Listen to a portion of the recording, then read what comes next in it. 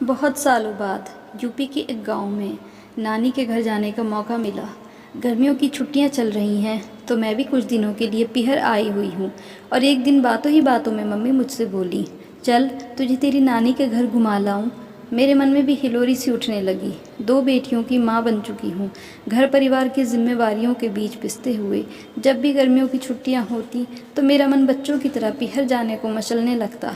बचपन की खट्टी मीठी यादें दिमाग में अपना बसेरा कर लेती हैं। और फिर कई सालों बाद नानी के घर जाने का मौका मिल रहा था तो मैंने खुशी से हाँ कर दी।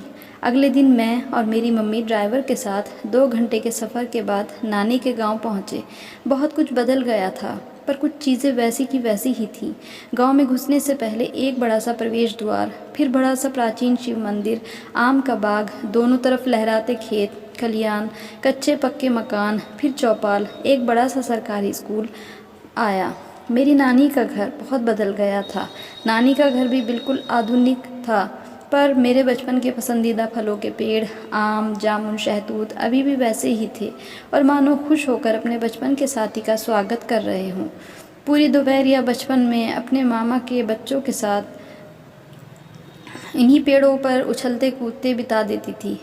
अब तो बिजली भी 24 घंटों वाली सेवा के साथ घरों में एसी कूलर लगे हुए हैं। पर मुझे याद है पहले कभी पूरा दिन तो कभी पूरी रात बिजली नहीं आती थी तो भी हमें कोई शिकायत नहीं होती थी, बल्कि हम और भी मज़े करते। मामा के साथ खेत पर ट्यूबवेल पर ठंडे ठंडे पानी से नहाना, बाग से ताज़े तोड़े आमों को चूसना। बचपन में चुस्की वाला आता था साइकिल पर और उसकी आवाज़ लगाते ही हम सब बच्चे उसे घेर लेते थे। ऑरेंज वाली और दूध की, नारियल वाली, ये 2 ही तरह की चुस्की होती थी उस समय। पर जो स्वाद उनमें आता था ना वो आजकल की इन ब्रांडेड आइसक्रीमों में रत्ती भर भी नहीं है। एक बात और, चुस्की वाले काका पैसे के अलावा कटोरे भर के गेहूँ या दूसरे अनाज के बदले भी चुस्की देते थे। मैंने मम्मी को बोला मुझे चुस्की खानी है और बाहर गली में आ गई। अरे आप तो हमारे ही चुस्की वाले मामा हैं, मैं खुशी से बोली तो उन्होंने चौंकते हुए मेरी तरफ देखा और बोले, अच्छा तो हमारी भांजी रानी आई हैं।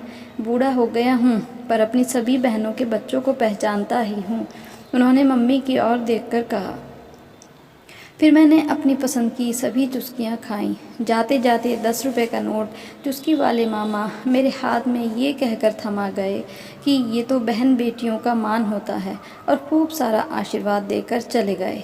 शाम तक मैंने भी जैसे अपना पूरा बचपन एक बार फिर से जी लिया था और ढेर सारे आम, जामुन, अचार, घी और यादों के साथ अपनी नानी और नानी के गांव से विदा ली।